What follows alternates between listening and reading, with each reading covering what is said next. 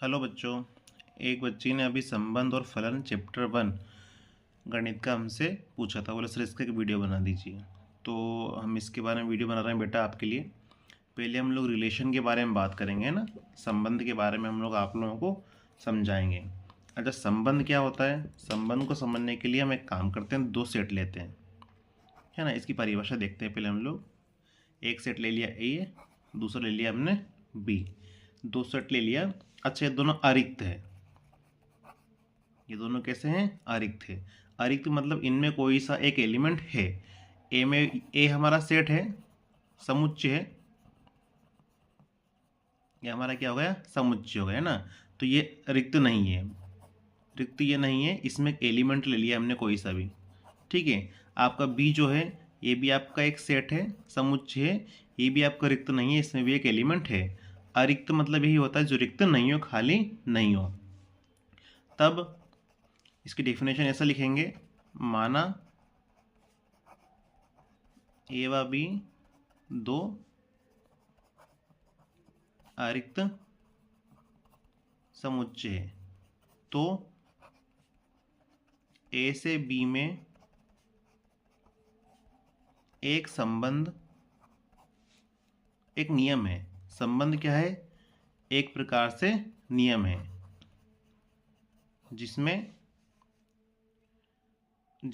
ए के प्रत्येक एलिमेंट्स या प्रत्येक तत्व, ए में जो भी एलिमेंट्स रहेंगे, ए के प्रत्येक तत्व को बी के एक या एक से अधिक तत्वों के साथ जोड़ा जाता है ना। गणितीय रूप में मान लो, यदि ए से बी में संबंध आर है, तो मैथमेटिकल फॉर्म में इसको इस टाइप से लिखा जाएगा, ठीक है। ये इसकी डेफिनेशन है। ए से बी दो अरिक्त समुच्चय है, तो ए से बी में एक संबंध के एक नियम है जिससे ए के प्रत्येक तत्व को बी के एक से अधिक तत्वों के साथ जोड़ा जाता है। इसकी परिभाषा हम एग्जाम्पल द्वारा और समझेंगे। अभी इसको समझिए, है ना। इससे कुछ प्रकार देखिए। पहला प्रकार लेते हैं हम लोग, रिक्त संबंध। रिक्त संबंध या शून्य संबंध भी कहते हैं, इंग्लिश नाम में एम्प्टी रिलेशन। ये आपका रिक्त संबंध के बारे में बात करते हैं। दो समुच्चय लिए हमने, आपको बुक में डेफिनेशन मिल जाएगी, समझ ली ध्यान से। ए व बी हमने दो समुच्चय ले लिए, ठीक है। तो ए से बी पर एक संबंध आर ले लिया, है ना। आर हमने संबंध लिया, ए से बी पर एक संबंध आर ले लिया, तो इसे हम रिक्त संबंध कहेंगे। कब? यदि ए का कोई एलिमेंट हो, ए का एक एलिमेंट ले लिया हमने जो बी के किसी भी अवयव से संबंधित ना हो। जैसे हमने एक्स मतलब कुल मिला के एक्स जो है ए में आ रहा है तो बी में नहीं आएगा। तो एक्स ए का एलिमेंट है, बी का एलिमेंट ले लो हम लोग वाई, है ना। तो एक्स वाई से रिलेटेड नहीं होता है। कुल मिला के समुच्चय ए से बी पर एक संबंध आर, ये रिक्त संबंध होगा। कब होगा? यदि ए का कोई भी अवयव बी के अवयव से संबंधित नहीं हो। ए का कोई भी अवयव बी के अवयव से संबंधित नहीं हो, अर्थात आर बराबर क्या हो? पूरी तरह से खाली, ठीक है। इसको ऐसा लिख सकते हैं हम लोग, ये हो जाएगा आपका, ये आपका हो गया रिक्त संबंध, ठीक है। ये ऑब्जेक्टिव की लाइनें भी हैं, तो ये आप सिंबल चिन्ह वगैरह सब ध्यान दीजिएगा। ये शून्य संबंध, रिक्त संबंध आपका हो गया। अब जैसे एग्जाम्पल लें हम, अब एग्जाम्पल देखते हैं इसका। एग्जाम्पल में मान लो ए बराबर दे दिया आपको 4, 6, 8, है ना। और बी बराबर मान लो दिया है आपको 5, 7। अब इनका संबंध परिभाषित करा गया है ए कोमा बी से, जहाँ ए तो ए का एलिमेंट है, बी बी का है, और बोला गया है ए माइनस बी सम है। इसको समझिएगा ध्यान से अब, है ना। प्रश्न में बोल भी सकता है आपको कि ये कौन सा संबंध है, आपको बताना है। अब ए बराबर दिया है 4 6 8, यहाँ लिखा ना हमने, ए बराबर कितना दिया है 4 6 8, और बी बराबर है 5 7। आर, आर को बनाना है हमें। किसे बनाना है? आर को। अब आर की परिभाषा क्या है? ए माइनस बी। फाइनली परिभाषा क्या है आर की? ए माइनस बी। जहाँ ए क्या है? ए में से लिया गया है, और बी क्या है? बी में से लिया गया है ना। अब पहले हम इस ए की बात करते हैं। तो ये ए किस में से लिया गया है? ए में से। और ए के एलिमेंट क्या है? 4 6 8, है ना। तो ए बराबर हमारे पास 4 भी है, 6 भी है, 8 भी है। इसी प्रकार बी हमारा बी से लिया गया है, और बी बराबर कितना है हमारे पास? 5 7। तो बी की वैल्यू 5 7 हो जाएगी। क्या लिखा है? ए माइनस बी, है ना, ए माइनस बी। तो ए के लिए हमने 4 ले लिया।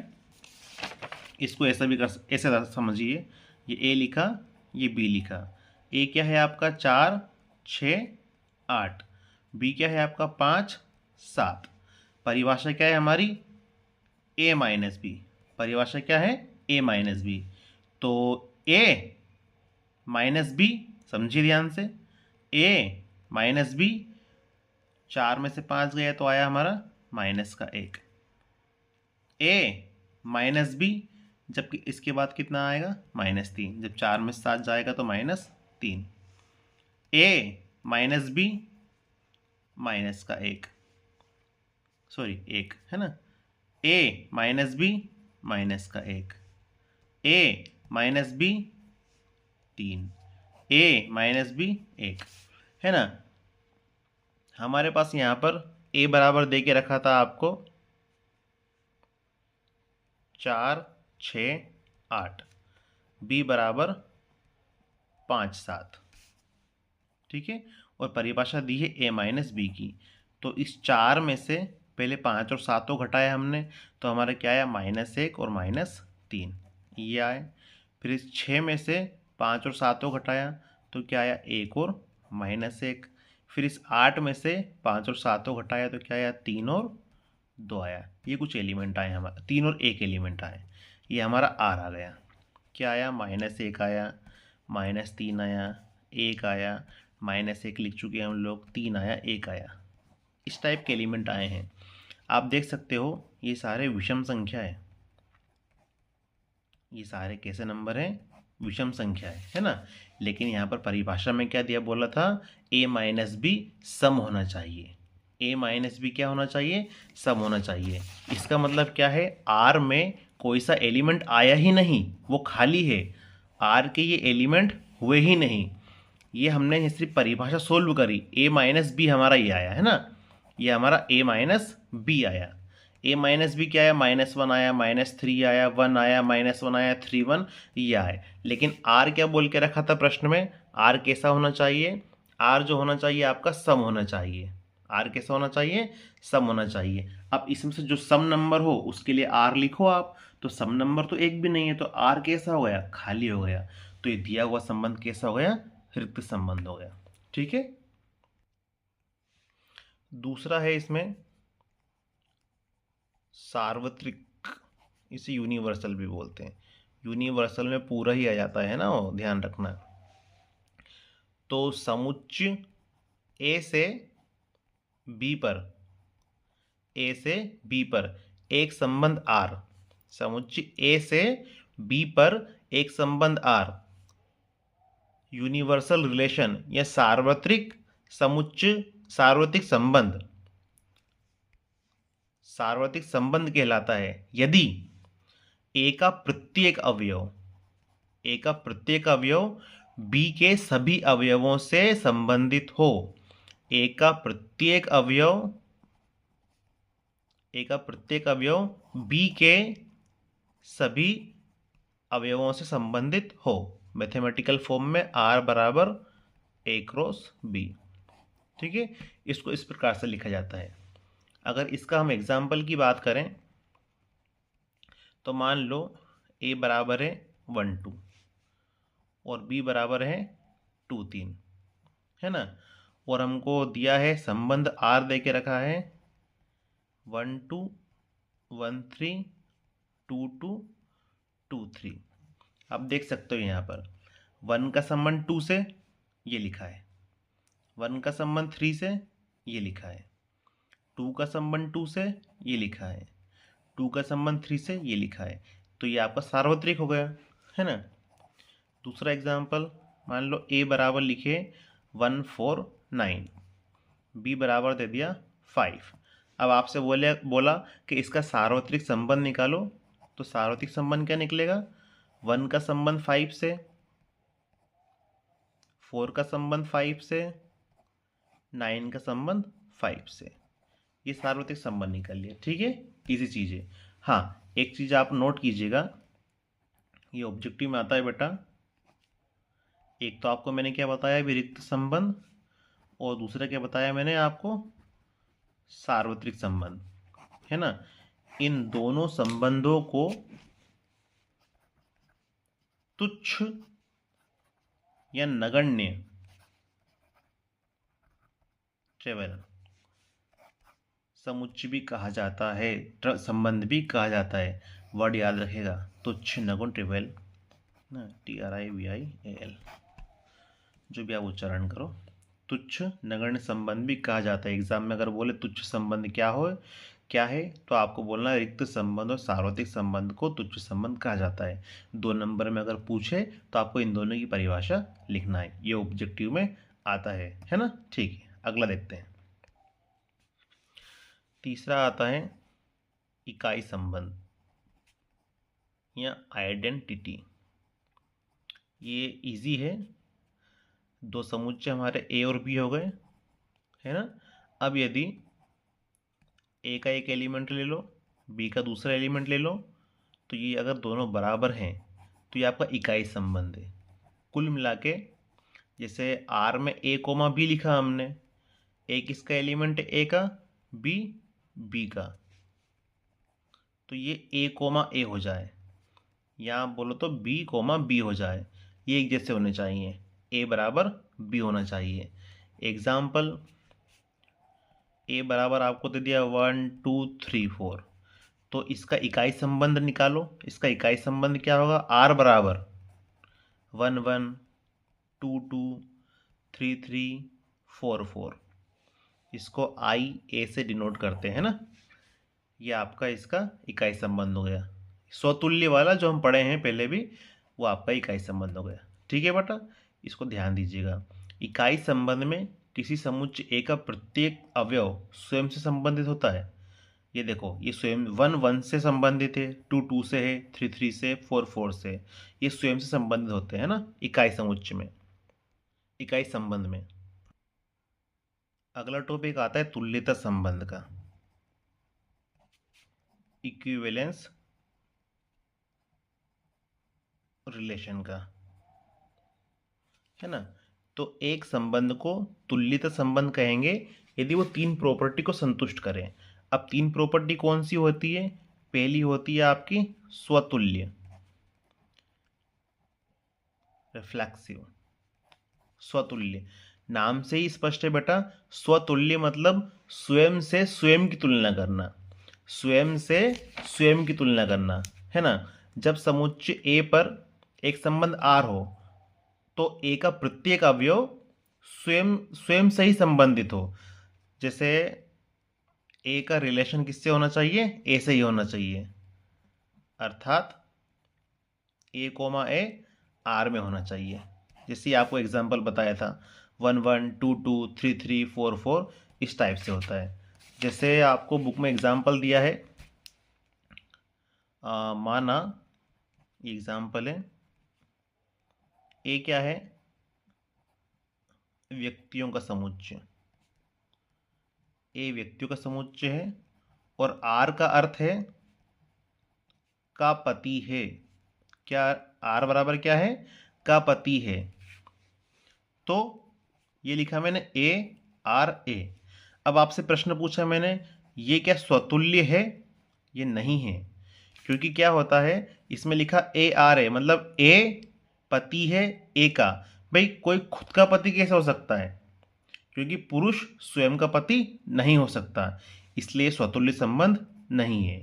ठीक है, ये ध्यान दीजिए। अगर मैं बोल देता हूं ए जो है एक रेखाओं का समुच्चय, रेखाओं का समुच्चय एक समतल में, ठीक है, और आर जो है, आर का मतलब है के समांतर है, तो क्या एक स्वतुल्य संबंध है? हाँ, ये स्वतुल्य संबंध है, क्योंकि रेखा स्वयं के समांतर होगी। जैसे एक लाइन ये खींच दी मैंने, तो ये अपने आप के समांतर तो है। त्रिभुज की बात करें, दो त्रिभुज अगर देके रखे हैं तो आपस में सर्वांग सम होते हैं, तो वो भी आपस में स्वतुल्य हो जाते हैं। जैसे आपको एक एग्जाम्पल क्लियर बताता हूँ मैं। आपको ए बराबर दे दिया मैंने 1 2 3 4, है ना? तो इसके स्वतुल्य संबंध एक आर बराबर दे दिया मैंने आपको 1 1 2 2 3 3 4 4 3 4 1 3। आपसे पूछा क्या ये स्वतुल्य संबंध है, तो हाँ है, क्योंकि देखो इस 1 के लिए 1 का संबंध 1 से है, 2 के लिए 2 का संबंध 2 से है, 3 के लिए 3 का संबंध 3 से है, 4 के लिए 4 का संबंध 4 से। हमें इनसे कोई फर्क नहीं पड़ता ये हो या ना हो, हमें तो इसमें ए में 4 एलिमेंट्स दिए थे, तो ये चारों एलिमेंट्स मौजूद होने चाहिए, तो ये कैसे हो गया? स्वतुल्य हो गया। दूसरा आता है सममित, सिमेट्रिक। सममित में क्या होता है, यदि ए का संबंध बी से हो, ए का रिलेशन बी से हो, क्या बोला मैंने? ए का रिलेशन बी से हो तो बी का रिलेशन ए से होगा। मैंने किसी को पैसा दिया तो सामने वाले ने मुझे पैसा दिया, ए का रिलेशन बी से है तो बी का रिलेशन ए से होगा, तो इसे हम क्या बोलते हैं? सममित। अच्छा, ये ए रिलेशन बी है ना, ये बी रिलेशन ए है, ये इसका उल्टा है, ये हो गया अपना आर और ये हो गया आर इनवर्स, है ना? तो ये ध्यान रखना, आर बराबर आर इनवर्स, ये सममित में आता है। आपको एक क्वेश्चन दे दिया, जैसे मैंने ए बराबर दे दिया मैंने आपको ए बी सी, और आर बराबर दे दिया मैंने आपको A B B C B A है ना, बी बी सी सी। तो इसको देखो, ये एलिमेंट ए है ना, बी है सी है, तो इसमें ए हैगा, बी है, सी है, मतलब ये स्वतुल्य तो है, ये स्वतुल्य है। अब सममित के लिए क्या होता है, यदि ए का संबंध बी से हो तो बी का संबंध भी ए से होना चाहिए। हम चेक करते हैं, देखो ए का संबंध बी से है और बी का संबंध ए से है, ये कंडीशन तो सत्य हो गई। दूसरा, बी का संबंध किससे दे दिया? सी से, बी का संबंध किससे दे दिया? सी से, तो हमारा अब अगला इसमें नियम क्या बनेगा? सी का संबंध बी से होना चाहिए, मतलब सी बी इसमें है क्या? नहीं है। पूरे फंक्शन में देखो बी सी दिया है पर सी बी नहीं दिया, तो ये आपका सममित नहीं है।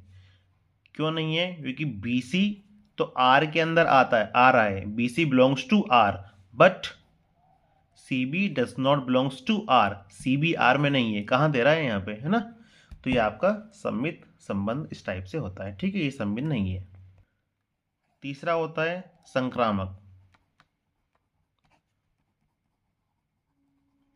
ट्रांजिटिव, है ना? ये इजी है, यदि ए का संबंध बी से हो, बी का संबंध सी से हो, तो ए का संबंध किससे होगा? सी से। ए का संबंध अगर बी से है और बी का संबंध सी से है, तो ए का संबंध किससे होना चाहिए? सी से। ये ट्रांजिटिविटी है। अगला आता है प्रतिसम्मित, एंटीसिमेट्रिक, एंटीसिमेट्रिक रिलेशन। इसमें क्या होता है, यदि ए का रिलेशन बी से हो व बी का रिलेशन ए से हो, तब ए बराबर बी होता है। अर्थात ए का रिलेशन बी से हो और बी का रिलेशन ए से हो, तो ये क्या हो जाना चाहिए, A बराबर B, है ना। ये आपका प्रतिसंबंध होता है, इसमें A बराबर B आता है, ऑब्जेक्टिव की लाइन है, ध्यान रखिएगा। इसके हम एग्जाम्पल देखते हैं। एक समुच्चय ले लेते हैं, A बराबर दे दिया आपको 1 2 3 और रिलेशन दे दिया हमको R बराबर 1 2 2 1। IMP एग्जाम्पल है बेटा, ध्यान दीजिएगा। अब आपको बताना है क्या ये सममित, ये तुल्यता संबंध है क्या। तुल्यता संबंध कब होता है, जब तीन प्रॉपर्टी संतुष्ट करें। वो सममित भी होना चाहिए, स्वतुल्य भी होना चाहिए और संक्रामक भी होना चाहिए। तो पहले हम चेक करते हैं इसका स्वतुल्य का, है ना। स्वतुल्य के लिए क्या, A बराबर 1 2 3 दिया था, तो स्वतुल्य के लिए 1 1 2 2 3 3। ये सब किसके अंदर होना चाहिए, R के अंदर होना चाहिए। हम देख सकते हैं R में 1 2 और 2 1 है, ना तो 1 1 है, ना 2 2 है, ना 3 3, कुछ भी नहीं है। तो स्वतुल्य तो ये नहीं है। अगर इसमें 1 1 2 2 3 3 होता तो ये स्वतुल्य भी हो जाता। स्वतुल्य के बाद दूसरा हमारा है सममित। दूसरा हमारा क्या होता है यहाँ पर, सममित।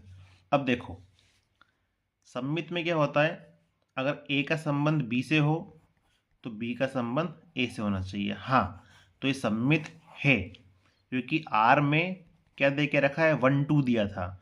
R में 1 2 दिया है तो 2 1 भी है, इसका मतलब ये सममित है। ठीक है। अब तीसरा आता है संक्रामक। संक्रामक में क्या होता है, यदि A का संबंध B से हो, B का C से हो, तो A का संबंध C से होता है ना। इसको देखिए, यहाँ पर 1 का संबंध 2 से है, 1 का संबंध 2 से है और 2 का 1 से है, तो ये नियम अनुसार 1 का संबंध 1 से होना चाहिए। देखो ना, 1 का यहाँ पर A का संबंध B से हो और B का संबंध C से हो, A का संबंध B से और B का C से, तो ये वाला एलिमेंट इस A का संबंध C से होना चाहिए। अब R में क्या दिया है आपको, 1 का संबंध 2 से, 2 का संबंध 1 से, मतलब 1 का संबंध 1 से होना चाहिए था। बट 1 1 तो R के अंदर प्रश्न में दिया ही नहीं है। इसका मतलब ये क्या है, आपका संक्रामक नहीं है, ये आपका संक्रामक नहीं है। सममित तो ये है ना। सममित ये कैसे हो गया हमारा, ये कन्फ्यूजन हो गया होगा आपको शायद। स्वतुल्य में 1 1 2 2 3 3 होना चाहिए, जो इसमें नहीं है, है ना। सममित है, सममित क्यों किया, 1 1 2 है तो प्रश्न में 2 1 भी दे के रखा है। प्रश्न में 1 R में आपको 1 2 है तो यहाँ 2 1 भी है, तो सममित तो ये आपका है ना। तीसरा पॉइंट होता है संक्रामकता का, है ना। संक्रामकता में क्या होता है, यदि A का संबंध B से हो, B का संबंध C से हो, तो A का संबंध C से होना चाहिए। प्रश्न में R में 1 2 2 1 दिया तो 1 1 होना चाहिए, बट हमें 1 1 तो इसमें है नहीं, तो ये संक्रामक नहीं है। आई थिंक ये आपको समझ में आ गया होगा बेटा।